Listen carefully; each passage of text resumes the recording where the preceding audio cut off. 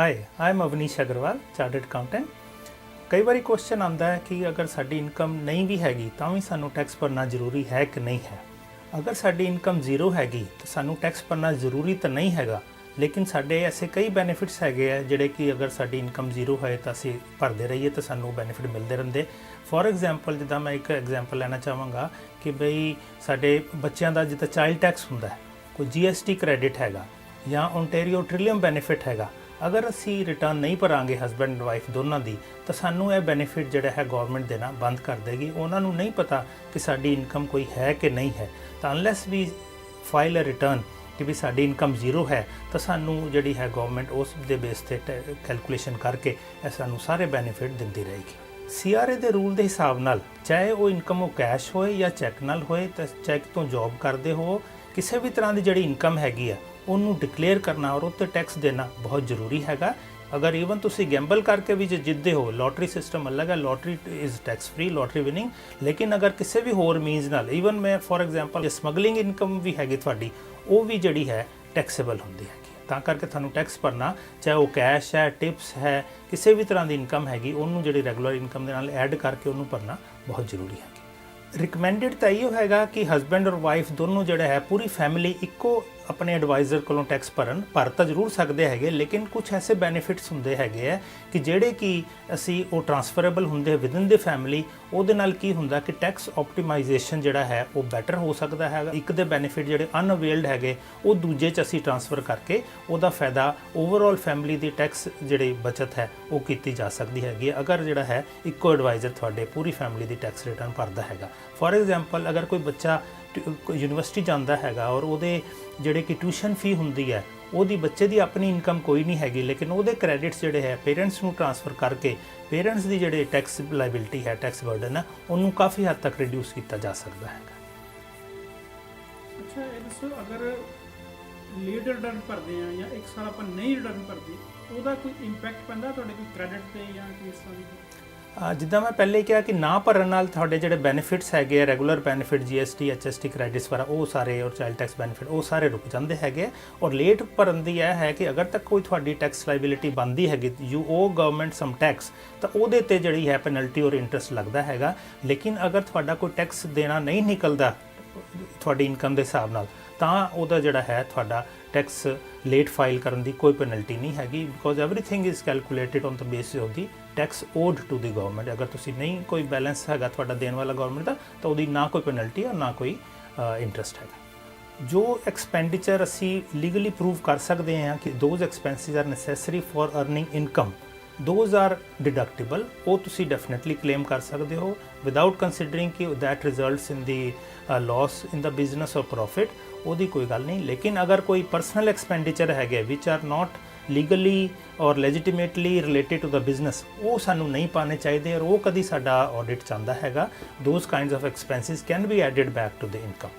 ਤਾਂ ਕਰਕੇ ਜਿਹੜੇ ਪਰਮਿਸਿਬਲ ਜਾਂ ਜਿਹੜੇ ਬਿਜ਼ਨਸ ਰਿਲੇਟਡ ਐਕਸਪੈਂਡੀਚਰ ਹੈਗੇ ਆ ਔਰ ਉਹ ਵੀ ਉਨਾ ਹੀ ਪੋਰਸ਼ਨ, ਸਪੋਜ਼ ਤੁਹਾਡੀ ਕਾਰ ਹੈਗੀ ਹੈ ਤੁਸੀਂ ਬਿਜ਼ਨਸ ਲਈ ਯੂਜ਼ ਕਰਦੇ ਹੈਗੇ ਹੋ ਤਾਂ ਈਵਨ अगर एक्सक्लूसिवली कार यूज़ करते हो और उन्होंने परसनल यूज़ लिए कितने नहीं ले जाते, ना वीकेंड ते तुसी अपने घर ले जाते हो, बिजनेस प्रेमिसिस ते खड़ी रहिंदी, तां CRA कहता है कि that then in that case you can allow 100% of the expenses. But अगर 5 दिन तुसी बिजनेस में 2 दिन कॉरपोरेट अपने घर लिए यूज़ करते हैं तो वो जिहड़ा हैगा दैट पोर्शन इज़ टैक्सेबल और added back to the income. जिद्दां हुणी आपां गल कीती जिहड़े परसनल एक्सपेंसिस है, मैं बहुत ऐसे केसिस देखे है बिजनेस एक्सपेंडिचर चों अपने घर की मॉर्गेज, नो फ्रिज ते और ग्रोसरीज के बिल्स, इस तरह के सारे खर्चे जिहड़े है कई लोग उहदे च पाते हैगे आ विच अगर वो हालांकि असी जो टैक्स फाइल करते हैं वो एक्सपेंडिचर परसनल च लै जाने हैगे। But my recommendation to you is that कि जिहड़े भी परसनल एक्सपेंसिस हैगे आ उन्होंने अपने सैपरेट परसनल अकाउंट चो पे करो, ना कि बिजनेस अकाउंट चो। अगर मान लो जो CRA तुहाडे कोई ऑडिट करता या कुछ भी होंदा फिर की वो तुहानूं मनी जिहड़े वापस देने पैंदे ने? बिल्कुल वो वापस इन द सेंस कि जे ਉਹਦੀ ਆਪਾਂ डिडक्शन क्लेम की ਹੁੰਦੀ ਹੈਗੀ ਹੈ ਉਹ ਇਨਕਮ 'ਚ ਐਡ ਹੋ ਕੇ ਜਿਹੜਾ ਇੱਕ ਰਿਵਾਈਜ਼ ਟੈਕਸ ਉੱਤੇ ਬਣਦਾ ਹੈਗਾ ਉਹਦੇ ਹਿਸਾਬ ਨਾਲ ਸਾਨੂੰ ਜਿਹੜੀ ਹੈ ਇੰਟਰਸਟ और ਪੈਨਲਟੀ ਉਹ ਲਾ ਕੇ ਦੇਣੀ ਪੈਂਦੀ। हाँ जी, एक गल मैं होर कहनी चाहना इत्थे कि जिहड़े बहुत सारे साडे बिजनेस भरावां नूं गलतफहमी हैगी है कि अगर कोई असी एक्सपेंसिस क्रेडिट कार्ड तो करते हैं तो सानू उहदी जिहड़ी है बैकअप डॉक्यूमेंट या रसीद रखण दी लोड़ नहीं हैगी। ਪਰ ਇਹ ਬਿਲਕੁਲ ਗਲਤ ਹੈ। ਬਿਜ਼ਨਸ ਜਿਹੜੇ ਕ੍ਰੈਡਿਟ ਕਾਰਡ ਨਾਲ ਖਰਚੇ ਕਰਨ ਨਾਲ ਇਹ ਕਿਤੇ ਨਹੀਂ ਪ੍ਰੂਵ ਹੁੰਦਾ ਕਿ ਉਹ ਜਿਹੜਾ ਐਕਸਪੈਂਡੀਚਰ ਹੈ ਬਿਜ਼ਨਸ ਰਿਲੇਟਡ ਹੈ, ਔਰ ਉਹ ਐਕਸਪੈਂਡੀਚਰ ਕਿੱਥੇ ਕੀਤਾ ਹੈਗਾ। ਸਪੋਜ਼ ਅਸੀਂ ਕ੍ਰੈਡਿਟ ਕਾਰਡ ਤੋਂ ਵਾਲਮਾਰਟ ਦਾ ਕੋਈ ਉਹ 'ਚ ਆ ਜਾਂਦਾ ਕ੍ਰੈਡਿਟ ਕਾਰਡ 'ਚ ਜੀ ਦਿਸ ਐਕਸਪੈਂਸ, ਇਹ ਖਰਚਾ ਜਿਹੜਾ ਅਸੀਂ ਵਾਲਮਾਰਟ 'ਤੇ ਕੀਤਾ ਹੈਗਾ। ਹੁਣ ਜਦ ਤੱਕ ਸਾਡੇ ਕੋਲ ਰਸੀਦ ਨਹੀਂ ਹੈਗੀ, ਸਾਨੂੰ ਨਹੀਂ ਪਤਾ ਕਿ ਉਸ ਵਾਲਮਾਰਟ ਉਸ ਰਸੀਟ ਤੋਂ ਉਸ ਐਕਸਪੈਂਸ ਤੋਂ ਅਸੀਂ ਗਰੋਸਰੀਜ਼ ਲਿੱਤੀਆਂ ਜਾਂ ਅਸੀਂ ਕੋਈ ਆਪਣੇ ਬਿਜ਼ਨਸ ਲਈ ਕੋਈ ਸਟੇਸ਼ਨਰੀ ਲਿੱਤੀ ਹੈ ਜਾਂ ਕੋਈ ਜੋ ਵੀ ਕੋਈ ਐਸੀ ਬਿਜ਼ਨਸ ਰਿਲੇਟਡ ਚੀਜ਼ ਲਿੱਤੀ ਹੈ। ਤਾਂ ਕਰਕੇ ਇਹ ਜਿਹੜੀ ਹੈ ਬਹੁਤ ਜ਼ਰੂਰੀ ਚੀਜ਼ ਹੈ ਕਿ ਰਿਗਾਰਡਲੈਸ ਕਿ ਤੁਸੀਂ ਚਾਹੇ ਉਹ ਕੈਸ਼ ਕੀਤਾ ਖਰਚ ਜਾਂ ਬੈਂਕ ਤੋਂ ਕੀਤਾ ਜਾਂ ਕ੍ਰੈਡਿਟ ਕਾਰਡ ਤੋਂ ਕੀਤਾ, ਜਿਹੜੇ ਉਹਦੇ ਰਸੀਦ ਹੈਗੀ ਹੈ ਉਹ ਰੱਖਣੀ ਬਹੁਤ ਜ਼ਰੂਰੀ ਹੈ, ਤਾਂ ਕਿ ਕੱਲ੍ਹ ਨੂੰ ਅਗਰ ਕਦੀ ਲੋੜ ਪਏ ਤਾਂ ਅਸੀਂ ਪ੍ਰੂਵ ਕਰ ਸਕੀਏ ਕਿ ਇਹ ਜਿਹੜਾ ਹੈਗਾ ਬਿਜ਼ਨਸ ਐਕਸਪੈਂਡੀਚਰ ਹੈ। ਔਰ ਇੱਕ ਹੋਰ ਚੀਜ਼ ਹੈ ਕਿ ਜਿਹੜੀ ਸਾਡੇ ਸਾਰੇ ਅਸੀਂ ਬੈਕਅਪ ਡਾਕੂਮੈਂਟ ਜਿਹੜੇ ਹੈ ਸਾਨੂੰ 6 ਸਾਲ ਤੱਕ ਰਿਕਮੈਂਡਡ ਹੈ ਕਿ ਅਸੀਂ 6 ਸਾਲ ਤੱਕ CRA can ask for those documents, ਤਾਂ ਸਾਨੂੰ ਉਹਨੂੰ ਰੱਖਣਾ ਚਾਹੀਦਾ ਹੈ। ਕਿ ਅੱਜ ਕੱਲ੍ਹ ਸਾਰੇ ਉਹ ਥਰਮਲ ਪੇਪਰ ਹੁੰਦੇ ਜਿਹੜੇ ਕਿ ਦੇ ਸਟਾਰਟ ਵੈਨਿਸ਼ਿੰਗ 1 ਸਾਲ 6 ਮਹੀਨੇ ਸਾਲ ਬਾਅਦ ਉਹ ਦੇਖੋ ਤਾਂ ਪਲੇਨ ਹੀ ਹੁੰਦਾ ਹੈ, ਤਾਂ ਉਹਦੇ ਲਈ ਰਿਕਮੈਂਡਡ ਆਈ ਹੈ ਕਿ ਉਹਦੇ ਤੁਸੀਂ ਕਾਪੀ ਕਰੋ ਜਾਂ ਅੱਜ ਕੱਲ੍ਹ ਟੈਕਨੀਕਸ ਹੈਗੀਆਂ ਉਹਨੂੰ ਤੁਸੀਂ ਸਕੈਨ ਕਰਕੇ ਜਿਹੜੀ ਹੈ ਆਪਣੇ ਕੰਪਿਊਟਰ 'ਚ ਪ੍ਰੀਜ਼ਰਵ ਕਰਕੇ ਰੱਖੋ। ਇਹਦੀ ਜ਼ਿੰਮੇਵਾਰੀ ਟੋਟਲੀ ਸਾਡੀ ਹੈ, ਇਹ ਕੋਈ ਐਕਸਕਿਊਜ਼ ਨਹੀਂ ਹੈਗਾ ਕਿ ਜੀ ਇਹ ਪਲੇਨ ਇੰਕ ਉੱਡ ਗਈ ਜਾਂ ਕੀ ਹੋਇਆ।